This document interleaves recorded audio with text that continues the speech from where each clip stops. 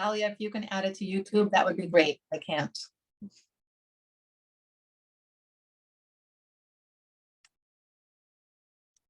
Hello and welcome. Thank you for joining. Oh, today we were 2 minutes late, so people are here on time. Maybe I should do that more often, come late, so people are here on time. Thank you for joining. If everybody wants to, we'll have a few minutes. We're actually going to start in just about 2 minutes, 2 minutes. But in the meantime, if you could, I see already there are some from Montreal, but if you can throw into the chat where you're signing in from, that would be really wonderful. We should have a nice group here today. So please do throw into the chat where you're signing in from and send it out to everyone and we'll share. And we just found out that our speakers are in 2 different places also. And actually I'm in a different place too. And so I'm going to give everybody a minute or 2, but in the meantime, we love to see where everybody's from. And we got a few signing in. New Jersey, Maryland, Portland, Garden City, New York, Brooklyn, New York City, Cranford, New Jersey. Also, we're still on the East Coast in America. Manhattan, Long Island. Oh, we got Houston. Okay. Oh, and we got Petaluma. I love Petaluma. California, Los Angeles. We have 2 coasts. We have Tel Aviv, Philadelphia, New York City, Finger Lakes, New York State, San Francisco. So we have the 2 coasts is what it looks like. Connecticut, and like I said, Montreal, Minneapolis. So we did, okay, we got some middle, Georgia, Los Angeles, Forest Hills, Queens. Thanks. Please continue to throw them in. I might read them out later. Either way, we like to know where people are coming in from, but it's really a very heavily American group, which is interesting. I will let you know before I do the formal introduction that your all the participants' cameras and microphones are off for the formal presentation part of it. We really do invite you to please, when you are invited to be a panelist, please accept after the formal presentation so we can see that we're actually not talking to a black screen, that we're actually talking to people. It's nice to have your cameras on if that's possible. Please keep your microphones off unless you want to have a question. And I will be monitoring the chat, so please do throw in questions throughout. I probably won't interrupt unless it's something to clarify, but I can start reading off the questions afterwards. So please do throw questions into the Q&A. Please continue to throw where you're signing in from. And we have a nice group here to start. So just making sure. Yep, still in New York, a lot in New York. Okay, we like New York.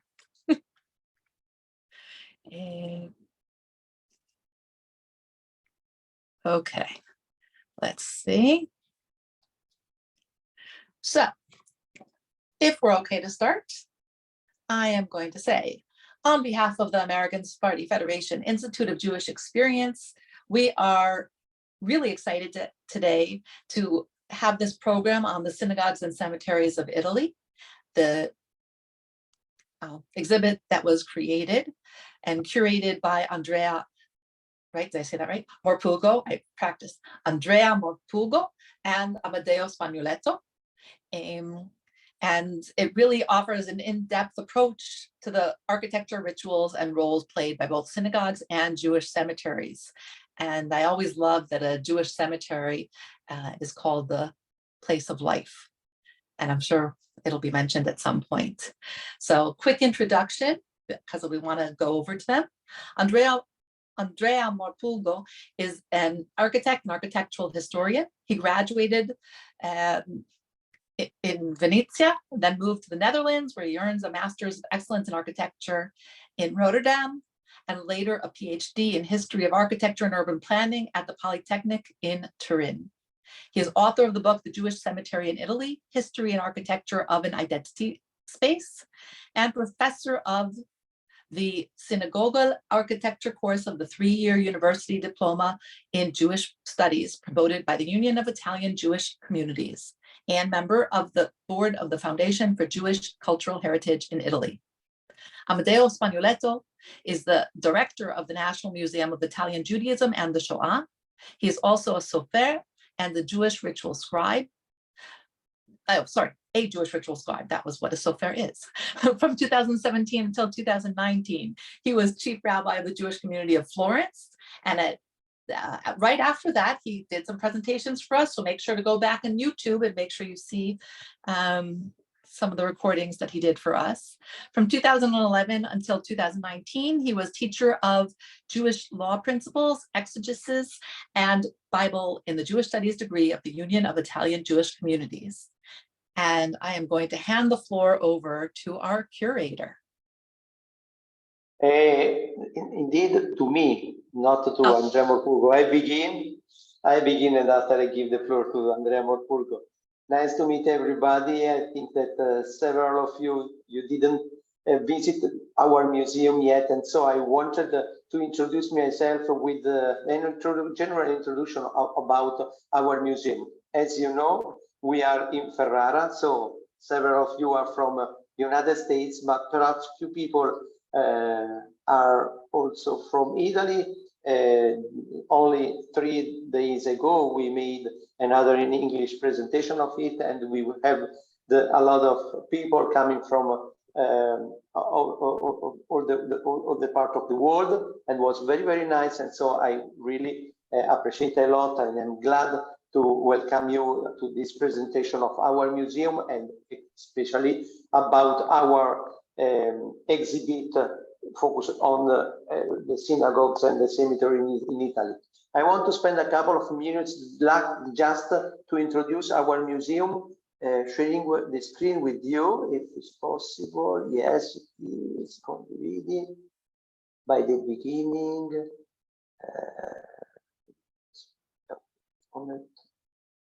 Now, it's called.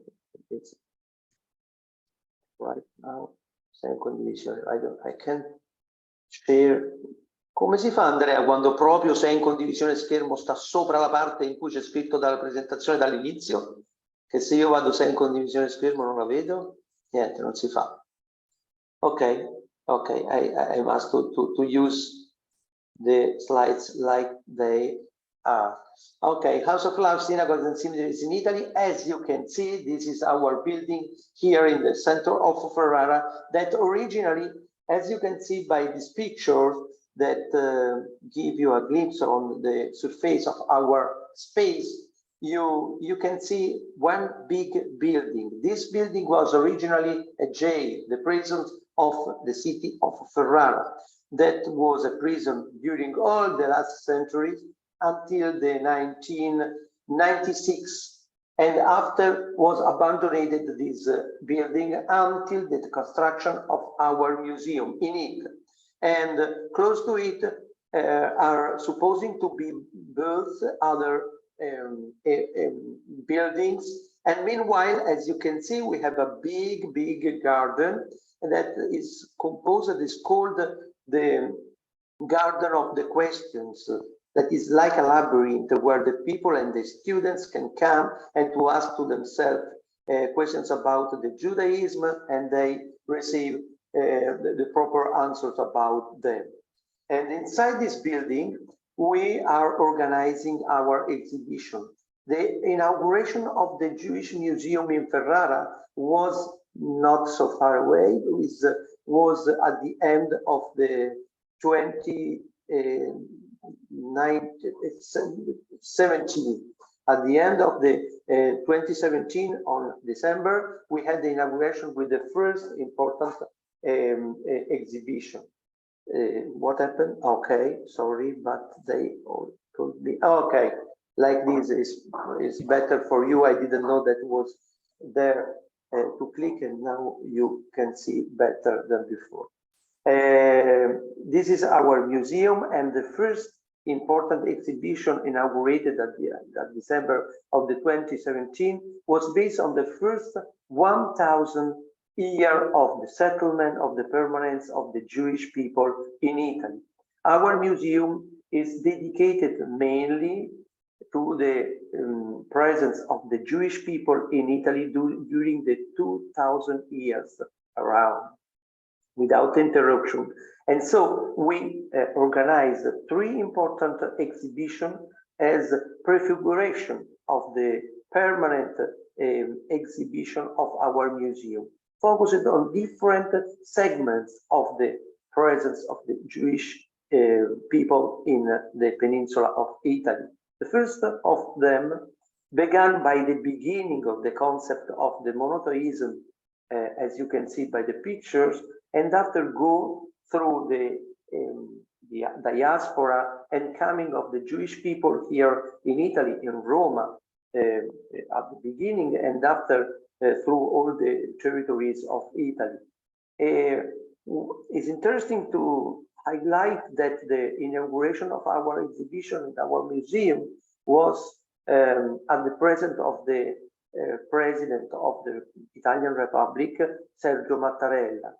You can see on these pictures the relief of the Arch of Titus that you know is in Roma, but has several other artifacts telling and that are important to tell the story of the Jewish people in Italy.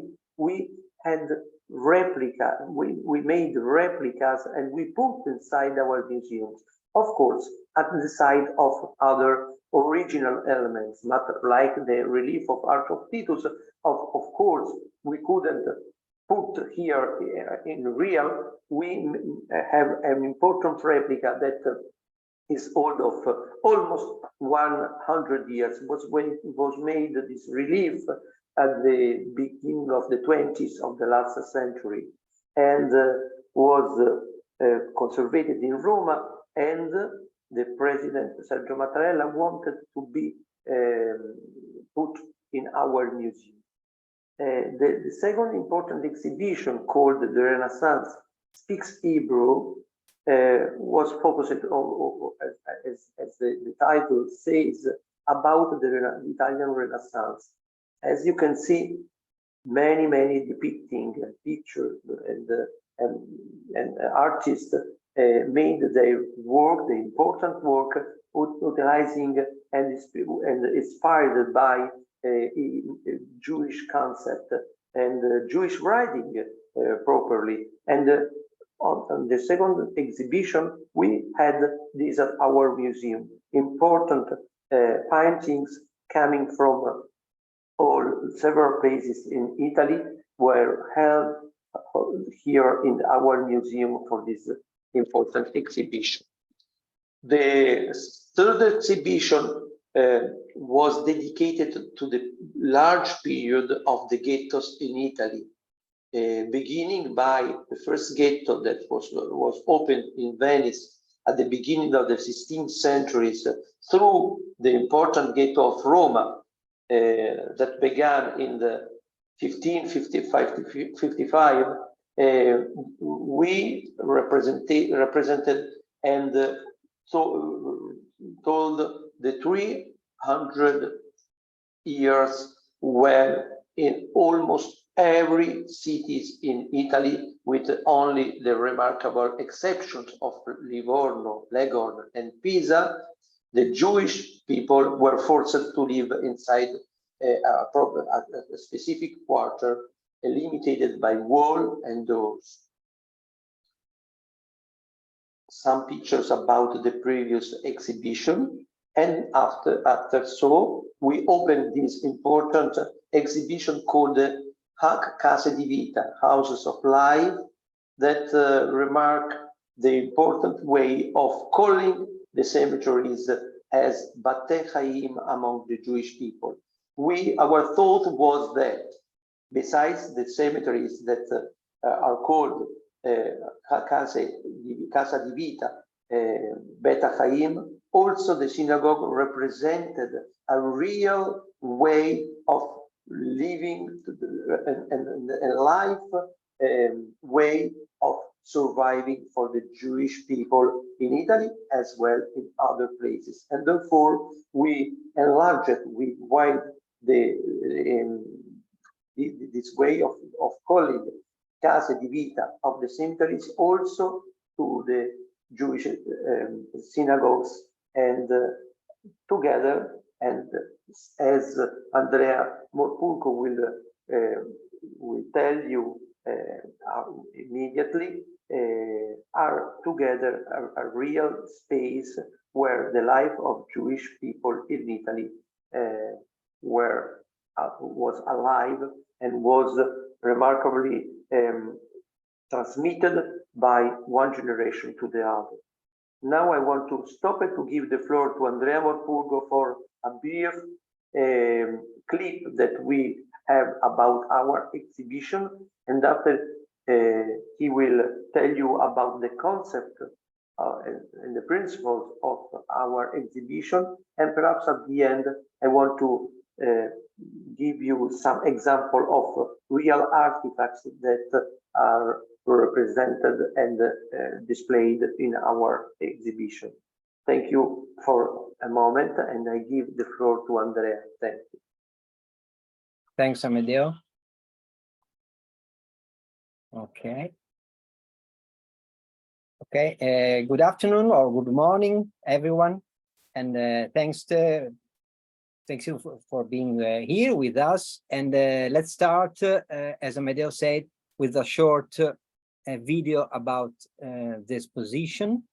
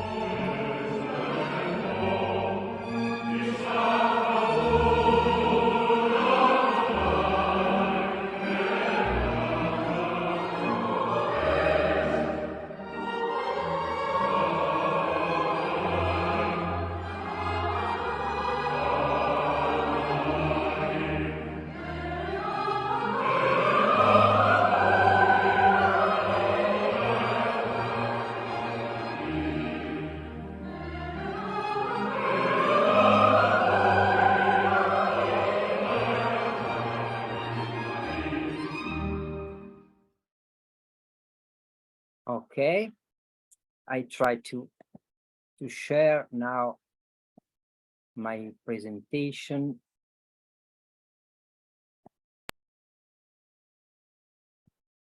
Okay.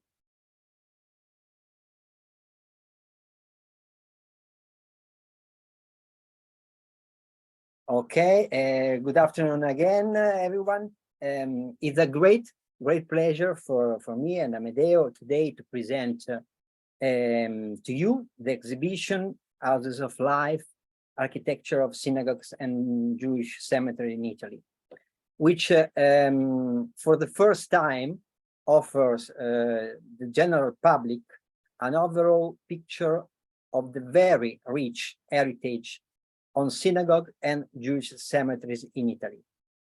And this exposition, we can say that is an innovative reconnaissance of the entire national territory beyond the spatial and temporal limits of the exhibition carried out so far, capable of describing how the communal dimension of Italian Jews has been expressed throughout the centuries through the form, the style, and the regulation of these so important identity places.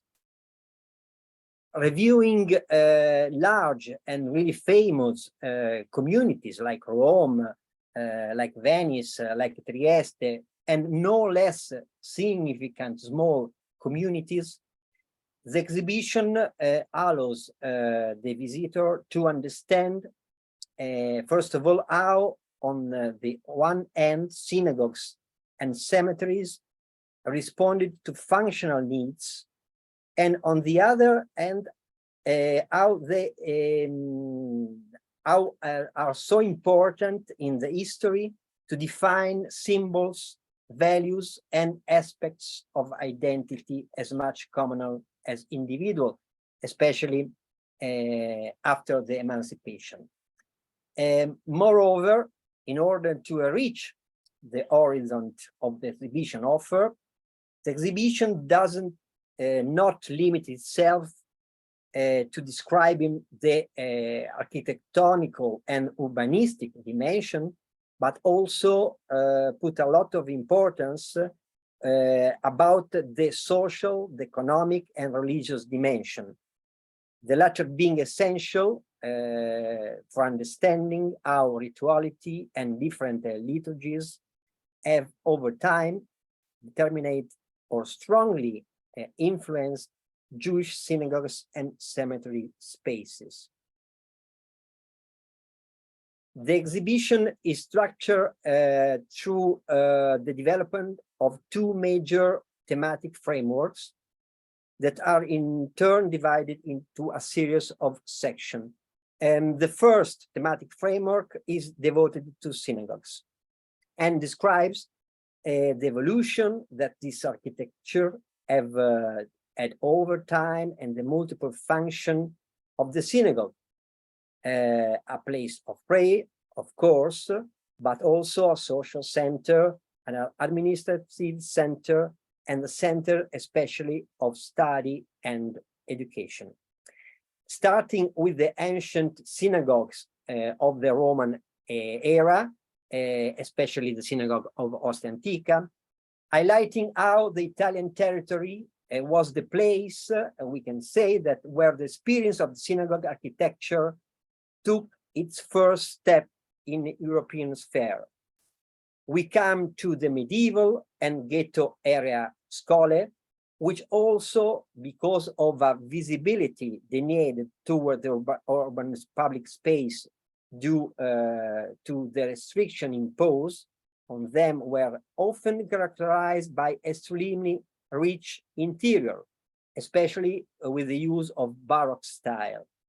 To arrive finally at the Jewish emancipation of the 19th century, in which a process of monumentalization of synagogues had begun and closed, a debate opened up concerning the most appropriate typology and especially style to represent architecturally the new condition acquired by Italian Jewry with emancipation. The second main thematic framework, as I told before, is devoted to cemetery. Why this decision to develop together these spaces? Because we thought that was important to make the history of these places so important for the identity of the communities, but because are those two spaces that in the history we can find like a parallel history that sometimes, okay, there is a kind of dialogue between these spaces about the regulation of these spaces and about the aesthetic form of these spaces. So, after an introductory section describing the origin and the meaning of the different names given in Hebrew to cemeteries and the relationship between the religious precepts and spatial form, come to functional and aesthetic characteristics relating to the Jewish catacombs, an ancient Jewish cemetery. And then we come again to the medieval and Renaissance burial grounds, a history, this one, essentially of discrimination, being the land assigned by the authority always extramuros, so out of the city. The next section then describe how, from the late 19th century onward, the combined action of new sanitation policies, processes of urban expansion, and legislation regarding civil and religious rights profoundly transformed Italian Jewish cemetery. With emancipation, in fact, Jews were allowed to build new cemetery, often within the large and monumental municipal cemetery, and the eclectic mixture of style which distinguished synagogues architecture in that period was also used in Jewish cemetery architecture, materializing in a highly original interviewing of normative religious issue related with tradition and a renewed iconography. Investigating the different areas involving the history of Jewish synagogues and cemetery has made it necessary to cover a really wide range of sources found in the numerous Jewish community archives, state archives, libraries, private collection, and Italian and foreign museums.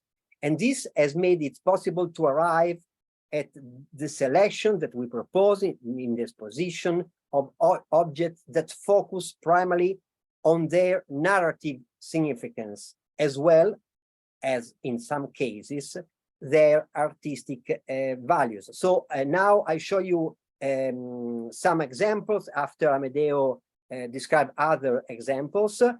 For example, with regard to the synagogues, we can see in this position two really precious Hebrew illuminated manuscripts from the Tuscan and Emilia-Romagna areas of the 15th century, when we can find a very important representation of what was a synagogue in Italy, in the north, in the center north of Italy in the 15th centuries.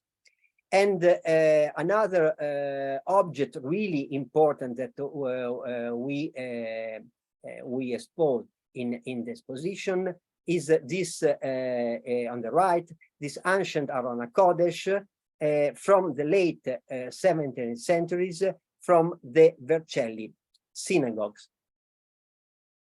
And with regard cemeteries, for example, the painting called Jewish Funeral, made in 1720 by this very original painter, Italian painter, Alessandro Magnasco, and on loan for the exhibition from the Louvre Museum of Paris. And another important room of this, in this position, we selected three different typology of funerary monuments, and one of these monuments is the funerary column from Mantua by Judah Leon Brill, among the most distinguished rabbis of Jewish Italy between the 17th and the 18th century. Today, we are also pleased to present to you the exhibition catalog, of which we have also produced an English edition, which through the contribution of prestigious historian of architecture and Judaism as well, provides an understanding of the most relevant events and issues concerning Jewish synagogue and cemetery spaces. And when we start to think which kind of approach must have this catalog, we start to think that this is more than a catalog. It's not simply a catalog. The decision to call this important historian, and every historian talk about an area, a period, a topic, and it permits to consider this book more than a catalog, but like a reference for the studying about this kind of topics in the next years. We hope so. Starting from the ancient synagogue, France in Italy, in which the structure of the building highlights the progressive change for meeting spaces to actual places of worship, we arrive at the synagogue of modern age, in which we can only speak of traces of architecture, fragments and parts of furniture. Only with Jewish emancipation, the introverted perspective of previous centuries was reversed, and the synagogue could finally take on the difficult task of making visible a decisive part of civil society. Approaching the present, in the catalog, there is a contribution about the events surrounding the design choices made for the rare examples of new synagogues built in Italy from 1945 to the present,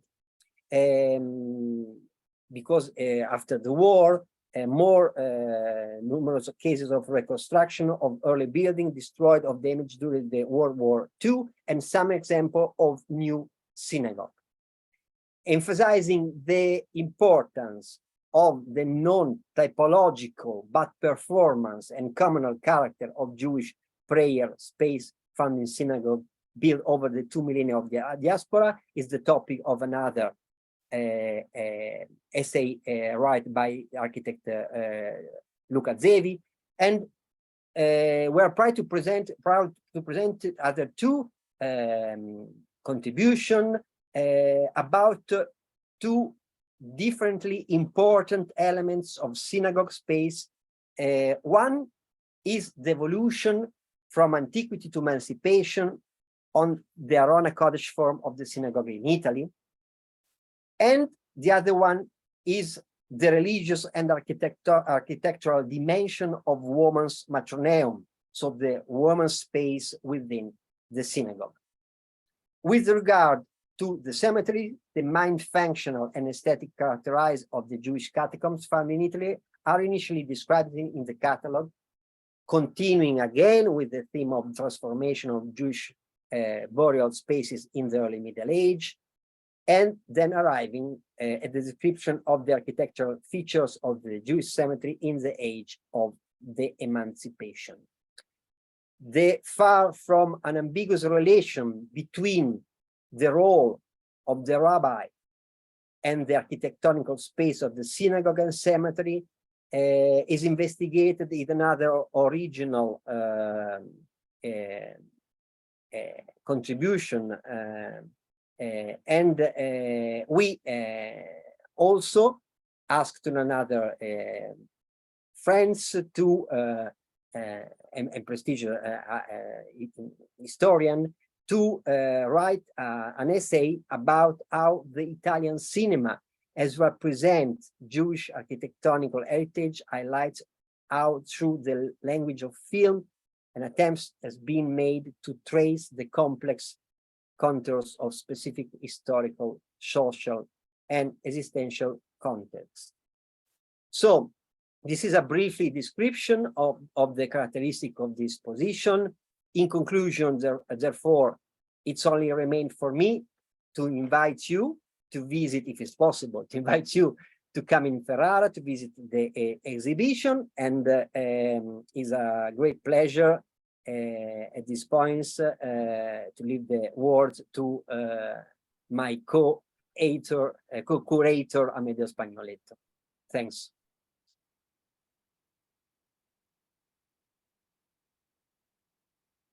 Voice.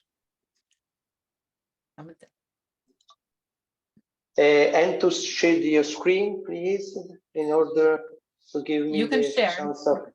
Okay, share too. Okay, thank you so much for your introduction, Andrea. He is the cleaver and the historian, the architect, and the person, experienced person who wanted a lot to have our exhibition in our museum, and a little bit forced to me and convinced to me and all the board to have this exhibition, and he was really right, because the success of this exhibition we are constantly feeling every day.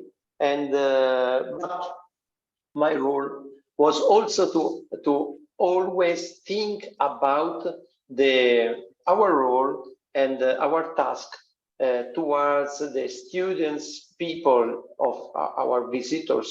That our visitors, the majority of our visitors are, of course, curious people, but basically they are students. And so we didn't want to lose the chance of giving them not just the plans and the architectural importance of the synagogues and the cemeteries as well, but also to give them the chance of living inside the synagogue and to understand the important artifacts and important objects that in every synagogue could put alive and to be useful for a very complete experience of Jewish life inside these two places that are the cemeteries and the synagogues as well.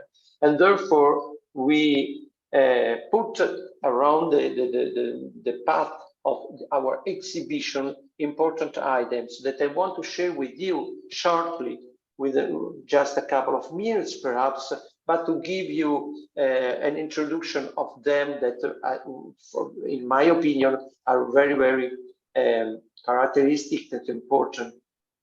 Let's do like this. I hope that, yes, we were here about the last exhibition, but this was the beginning of Casa di Vita, and this is a glimpse of the important things that you can find inside the exhibition.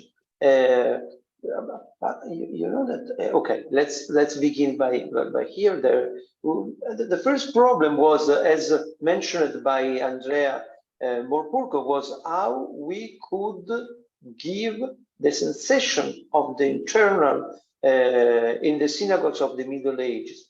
At least is already a big issue to have identifying the place where these synagogues, but of course we don't have anything about their interior. And we thought that the best way of giving the sensation and experience of being inside a medieval Italian synagogue was to put in exhibition some of the pictures of the paintings that we find, the illumination that we find in two important manuscripts. Indeed, they are two Mahazzorim, a prayer book according to Italian rite, made in our area. It means in Emilia-Romagna, in the second half of the 15th centuries. We thanks a lot to David and Jamina Jesselson collection from Zurich, who allowed us and lent us their manuscript in order to give this experience to our visitors. As you can see, there is the interior of the synagogue that is like a little room, and also the banks of the synagogue could be seen by these illuminations in the manuscript. The second thing that we wanted to share with our visitors is the perception of the Italian synagogue by the exchanges, the non-Jewish people, when the artists came to depict, to make paintings on the Italian synagogue. This Constantine von Guis, Hieronymus Hess, was inside the Roman synagogue and depicted this interior of one of the 5 synagogues placed in the ghetto of Roma. And as you can see, the sensation, the feeling that he had was the big balagan and big mess of things, because we can say without doubt that the sensation and the feeling that one gentle going inside our synagogue, especially in Italia, was the distance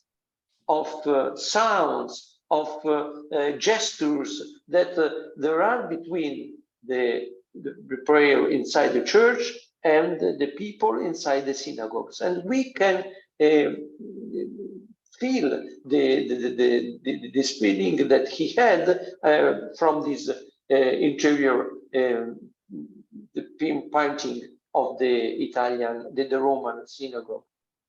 This is a holy ark, the Aron ha-Qodesh, coming from Vercelli, is a huge, important Aron ha-Qodesh that was in Vercelli and is dated by the first half of the 17th century and was used until the building of the big synagogues in the second half of the 19th century in Vercelli. And after so was quite abandoned and was restored just in a few years ago, and we wanted it strongly figure about the important artifacts displayed in our exhibition. At the side of the Aron ha-Qodesh, you can see the blessing, the prayer of Berich Shemeh that was shared by the Ashkenazi people. It's not just the Ashkenazi people, but basically from them. And since the Vercelli was a Jewish community who conserved the Ashkenazic rite, you can see along the two sides of the Aron ha-Qodesh the Berich Shemeh prayer. And after a couple of artifacts that we displayed in our exhibition, the first on the top of the picture is a simple kippah. As you can ask why you put a simple kippah inside your important exhibition. It's important, this kippah, because it's very, very rare. You perhaps think, but what there is rare into kippah? But a kippah of the 18th century that is especially and totally contradistinguished by a Jewish custom and with Jewish inscription is not so common in museum collection. And this kippah of brocaded Polina taffeta brings the name of Menachem and Shabbat Shalom, and perhaps was used just for Shabbat and not for daily rites like the praise of daily prayer. And on the bottom, you can see the wrapping. We say fascia, and we share this word with other Sephardic communities. The fascia was the wrapping of to cover the Sefer Torah. But especially think of this wrapping fascia is that was made by the girl 4 years old. As you can see, Arba Shanim was made by a little kid of 4 years old, beginning to learn how to embroider linen for the synagogues, and is dated in the middle of the 18th century as well. Here you can see a set of Aliyot tokens. Perhaps the people among you who knows Hebrew can read Agbaa, Peticha, and all the numbers of the Aliyot, but also Mashlim, Otzaa, Sefer Shelishi, Meil, and Cohen Levi as well, and come from a very small community from the Tuscany Hill, Pitigliano, where settled few hundreds of people, but they had a very important and impressive synagogue, and even though they were all among them relatives, they shared a very important and elegant customs inside their synagogue, and they distributed always, also in a simple Shabbat, the coins, the tokens, for getting the task, every task that every Jew had inside the synagogue in that special Shabbat, and the key of the Aron ha-Qodesh and the yad for following the reading of the Torah. Perhaps it's the last artifact that I want to show you, because it's something recent, made just 20 hours ago, to remember one survived from the Shoah. And you can see some silver gilded section and the bells downstairs and upper, and they remind to the family who wanted to remember their ancestor are connected to the 6 million of the Jewish brothers who perished during the Shoah.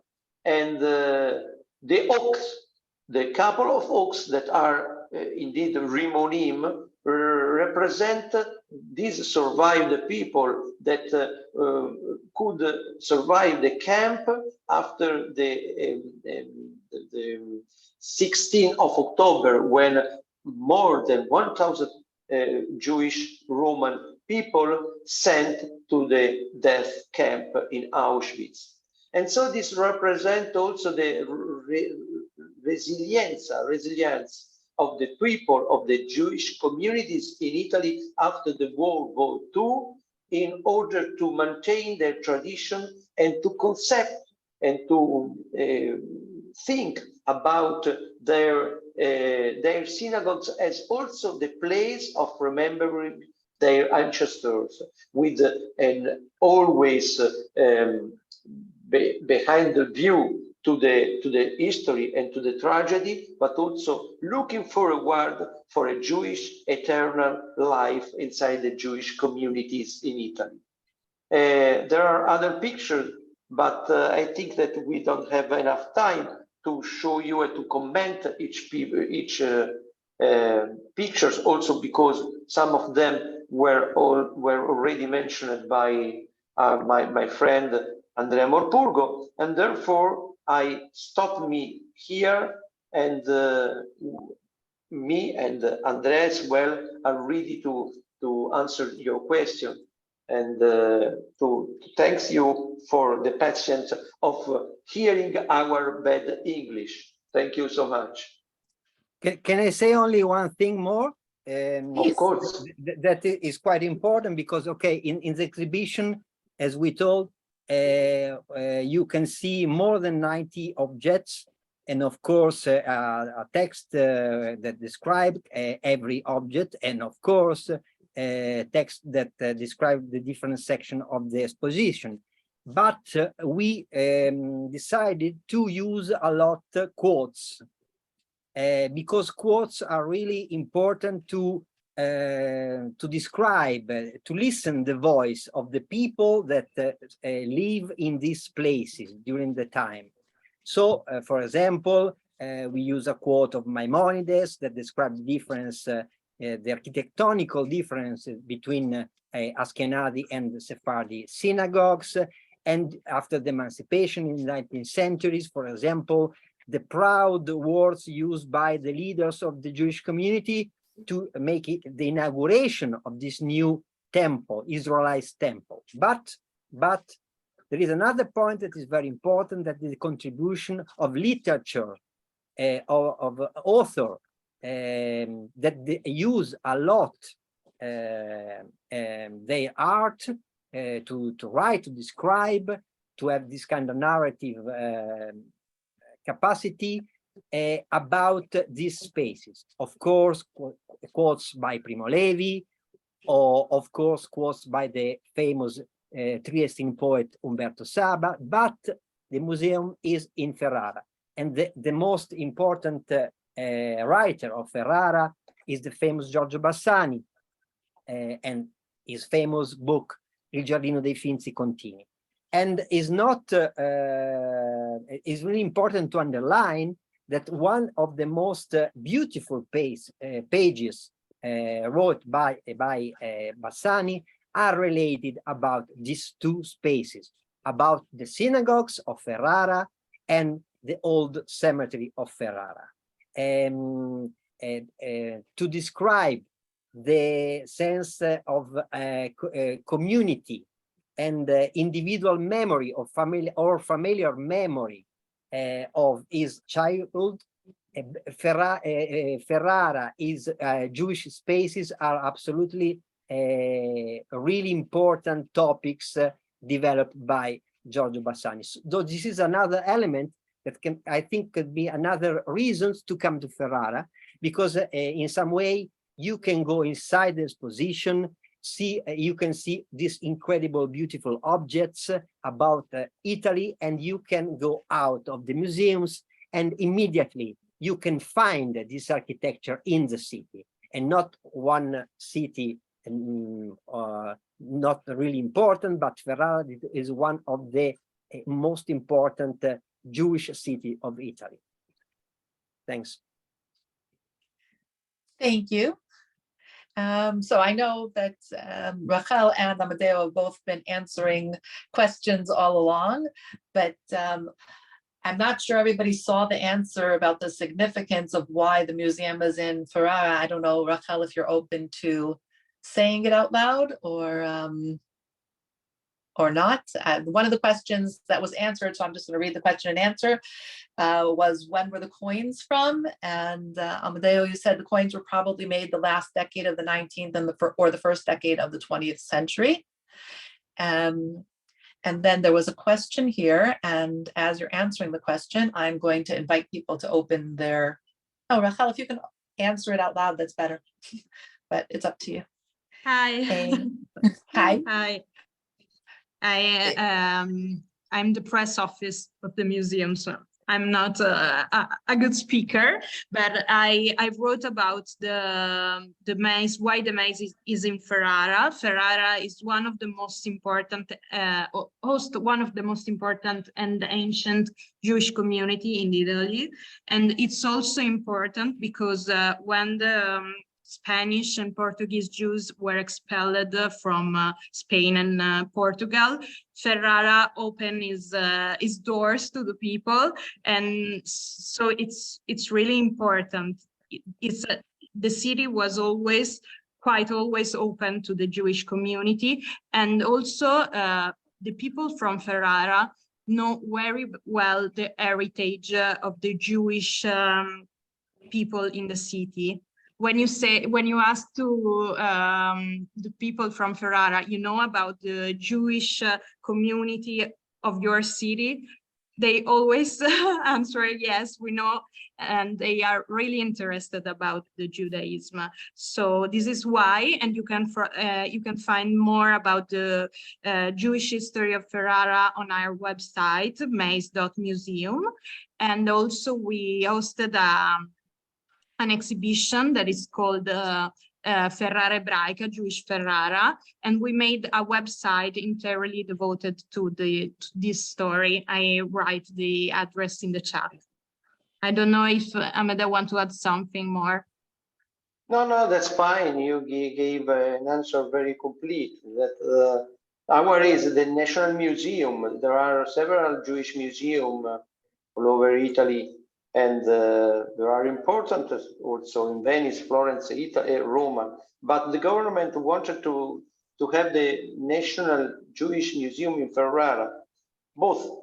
Firstly, because of the importance of the Jewish Ferrara in the centuries, and secondly, also because it should be and is considered a focus for the schools. Gathering here in order to understand much more about the Judaism, to avoid anti-Semitism, and to know about the tragedy of the Shoah, because our museum is devoted to both of these important issues, and the task is double to show the mammalian Jewish life here in Italy, but also as a point of remembrance. And we are part of the delegation in Hira, and we are part of other committees devoted and to the Shoah remembrance keeping. And so there is a double task, and we are proud of this task that we have towards the new generation. Excellent. We have a question here from Alan, but before I do that, I have been inviting everybody to be promoted to panelist. That doesn't mean that you're supposed to be speaking. It just means that you can open your cameras. So I'm going to try again, and we do encourage you to open your camera so we see who we're talking to. But in the meantime, Alan Morris asked, following the expulsion of the Jews from Spain, where did the majority of Spanish Jews settle in Italy? Was it a temporary settlement on the way to the Ottoman lands, or did it have a longer period of residence? But the Sephardic people came in Italy after the expulsion from Spain and spread out in several cities in Italy. Knew that in all important Jewish communities as Mantova, Modena, Ferrara, Venezia, Roma, and so on, live together the three important synagogues of the three rites, the Spanish one, the Ashkenazic one, and the Italian as well. So we can say that by the beginning, after the expulsion of Spain, the Spanish people, the Sephardic people coming from Spain, from Portugal, like the Leghorn population, Jewish population, and after from the Levante, from Balkan countries, or from Turkey, were widely settled here in Italy. And until now, we have several Jewish communities keeping the Sephardic rite. For example, in Florence, the only one rite still alive and used in the main synagogue of Florence is the Sephardic one. And I don't say, of course, about Leghorn or about other people, other places. In Roma, for example, that we have more than one synagogue. Right now, we have opened more than 12 synagogues every Shabbat in Roma. Some of them use a Sephardic rite. A couple is a Spanish rite coming from Spanish directly, and the other one are from North Africa, as perhaps several of you knows that we have a important Jewish community coming from Louvre, from Libya, after the let's say expulsion, the troubles that they had after the 56 and after the 6-7 war of Israel. And so it's important to say that this Spanish and Sephardic settlement and Jewish life in Italy is still alive. And of course, the most important case is Livorno, as Amedeo said, because Livorno is a special city. I mean, that there was a new foundation city by the Medici family, and they decided to make a kind of policies of attraction of foreigners community, as they call, not only the Jewish one, but the Jewish one was the most important. So a lot of Sephardi Jews come to Livorno, and for this reason, the Jews from Livorno build a synagogue absolutely more rich, more big than the other one. This synagogue was destroyed by bombing in 1944, but you can imagine that before, with the synagogue of Amsterdam was the other most beautiful and big synagogue of Europe. So, of course, the contribution in architecture too by the Sephardic families in Italy is absolutely relevant.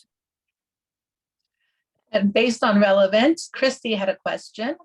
Having traveled to Calabria, Apulia, and Campania, where Jewish history is so rich, why wasn't it included in your exhibition? Especially Bova Marina, where there are ancient artifacts in their little museum. I give the answer on the behalf of our museum, because we have a temporary exhibition and permanent exhibition. In the permanent exhibition, when we tell the Jewish life in Italy during the 2000 years, we included already, for example, Bova Marina, and also other remarkable testimonies from the South Italy. And therefore, we didn't want to make the double thing on the first floor and in the second floor. And therefore, we avoided to speak about some of the places, of the cities in the southern. The reason was that we already tell about them at the first floor, the permanent exhibition. Okay, I think there was another question. Sorry, I know that Michael had a question, but I don't know if he can open his microphone. Michael?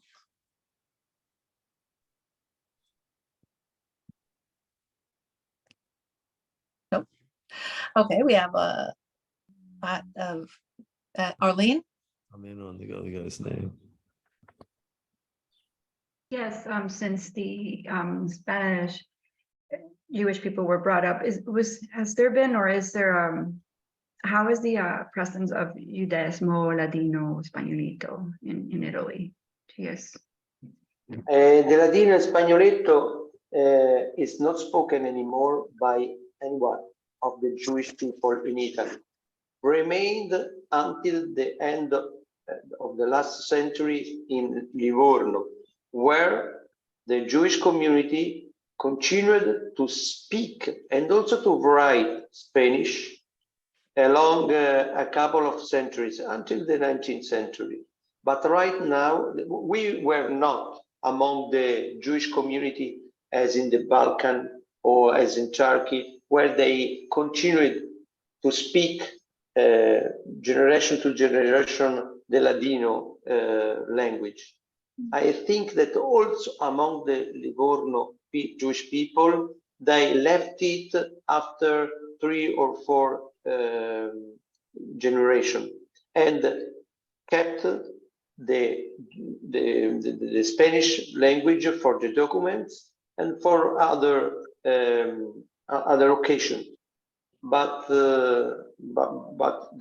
in the last century, in the last 2 centuries, no one of our communities spoke Ladino. Thank you. Stanton, you had a question? You're on mute. No, you're still on mute. Out there. Okay, shalom. First of all, my name is Ricky. I met Stanton. I'm in New York. I met Stanton and he got me on this. I didn't know about it. But thank you so much. First of all, I'd like to say to the 2 gentlemen who were initially hosting, the curators, I think your English is amazing. You mentioned your poor English. I think your English is amazing. Thank And you very I've much. You have an Thank you entrance very free to the museum. Okay, entrance free for the museum, for you and your family. Thank you. I want to just thank all of you. It's a fantastic presentation.